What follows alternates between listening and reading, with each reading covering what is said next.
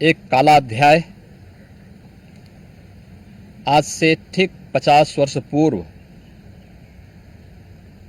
आज के दिन ही देर रात्रि में हुआ था, जब कांग्रेस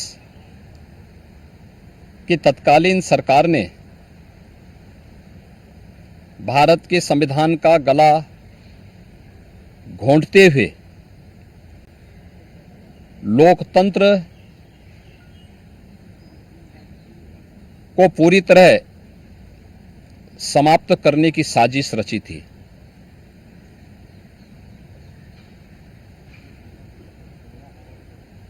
पच्चीस जून 1975 रात के अंधेरे में श्रीमती इंदिरा गांधी जी के नेतृत्व में कांग्रेस की सरकार ने कैसे भारत के लोकतंत्र को नष्ट करने का प्रयास किया था। उस समय के सभी विपक्षी दलों के नेताओं को, उसमें से अटल बिहारी वाजपेयी जी, से मोरारजी देसाई जी, श्री जयप्रकाश नारायण जी, श्री लाल कृष्ण आडवाणी जी और विपक्ष के सभी नेताओं को बंद करके लोकतंत्र के गले को पूरी तरह घोंटने का प्रयास किया था। आज जब 50 वर्ष के उपरांत हम इमरजेंसी की उन यादों को स्मरण करते हैं, तो स्वाभाविक रूप से कांग्रेस में चेहरे बदले होंगे, लेकिन उसका चरित्र, उसके हाव भाव आज भी वही हैं जो 1975 में एक बर्बर चेहरा उस समय में कांग्रेस पार्टी का देखने को मिला था। कैसे उन्होंने संविधान की मूल आत्मा कही जाने वाली प्रेम्बल में संशोधन करके उसकी आत्मा को नष्ट करने का प्रयास किया था। कैसे कांग्रेस ने उस समय देश के नागरिकों के मौलिक अधिकारों को पूरी तरह प्रतिबंधित कर दिया था। कैसे न्यायालय के अधिकारों को कांग्रेस पार्टी ने उस समय में बंधक बना के रख दिया था। और आज भी कांग्रेस पार्टी में भले ही नेतृत्व बदला हो, लेकिन उसका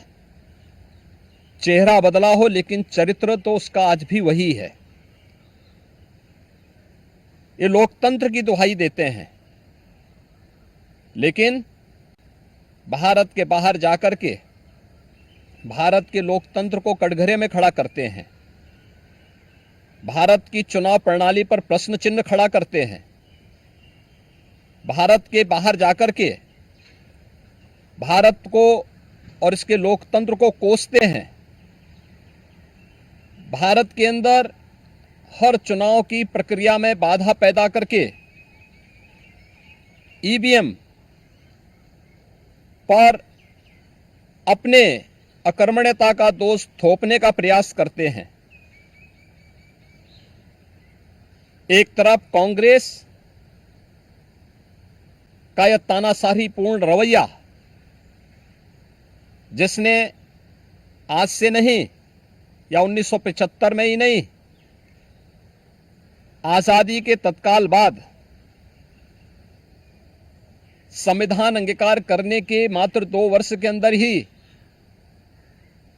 देश के संविधान में संशोधन करके धारा 370 को उसमें जबरन डाल करके देश के अंदर देश की अखंडता को चुनौती देने वाली धारा 370 को डालने का प्रयास किया था। इसके उपरांत भी समय समय पर कभी मीडिया पे को प्रतिबंधित करके, कभी अन्य तरीके से प्रत्यक्ष और अप्रत्यक्ष रूप से लोकतंत्र के सभी स्तंभों को कमजोर करने का प्रयास किया था। 1975, 25 जनवरी 1975 उसकी पराकाष्ठा के रूप में इस देश ने और दुनिया ने देखा था। 1975 की इमरजेंसी की घटना के 50 वर्ष पूरे हो रहे हैं। 1975 में देश के लोकतंत्र को बचाने के लिए, संविधान को फिर से बहाल करने के लिए, नागरिक अधिकारों की रक्षा करने के लिए जिन लोगों ने जेल की यातनाओं को सहा था, जिन लोगों ने उस कालखंड में लोकतंत्र के लिए अपना सर्वस्व न्यौछावर करने का कार्य किया था, हमें आश्चर्य होता है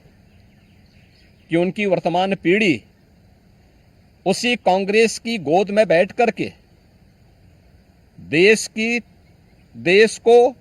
फिर से कांग्रेस की तानाशाही और लोकतंत्र विरोधी, संविधान विरोधी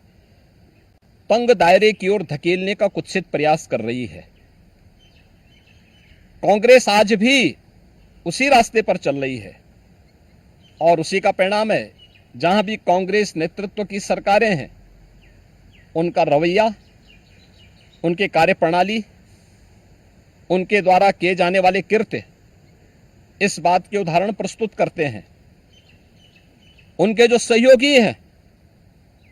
बंगाल में टीएमसी है, केरल के उनके सहयोगी हैं, या तमिलनाडु के उनके सहयोगी हैं, या कांग्रेस नेतृत्व की सरकारें जहां कार्य कर रही हैं, उनकी कार्य पद्धति को आप देखें। जो लोग जनता को गुमराह करके संविधान के नाम पर संसद की कार्रवाई को बाधित करने का प्रयास कर रहे हैं, वे लोग कभी अपने गिरेबान में भी झांक के देखें। क्या उन्होंने सही मायने में संविधान का पालन किया था? क्या ये सच नहीं कि देश की संसद में कांग्रेस के एक वरिष्ठ नेता ने वहां पर जिस प्रकार का आचरण किया था, एक बिल को संसद के फ्लोर पर ही किस तरीके से अपमानित करने का काम किया था, वहां फाड़ने का काम किया था, ये क्या किसी से छुपा हुआ है? या अन्य अनेक ऐसे कृत्य जिसने लोकतंत्र को कमजोर किया है और लगातार देश के लोकतंत्र को कमजोर कर रही है, ये सभी कांग्रेस के वे कृत्य हैं जिसके लिए कांग्रेस को यह देश कभी माफ नहीं करेगा। कांग्रेस पार्टी को और कांग्रेस की तानाशाही में प्रत्यक्ष और अप्रत्यक्ष रूप से सहभागी बने उन सभी राजनीतिक दलों को भी, जिनका उदय ही देश के अंदर कांग्रेस के खिलाफ लोकतंत्र को बचाने के लिए हुआ था, आज वे कांग्रेस की गोदी में बैठ करके जिस तरीके का आचरण कर रहे हैं, यह देश और इस देश की जनता उसे किसी भी स्थिति में स्वीकार नहीं करेगी। कांग्रेस को और कांग्रेस के इन सभी सहयोगियों को जिन्होंने लोकतंत्र को कमजोर किया है, संविधान के प्रावधानों को समय समय पर मानने से इनकार किया है, इसके लिए आज इमरजेंसी की 50 वर्ष पूरे होने पर इन्हें देश की जनता से माफी मांगनी चाहिए अपने इस कृत्य के लिए और अपने न केवल चेहरे को बल्कि चरित्र को देश के संसदीय लोकतंत्र के अनुरूप ले जाने के लिए अपने आप को तैयार करना चाहिए।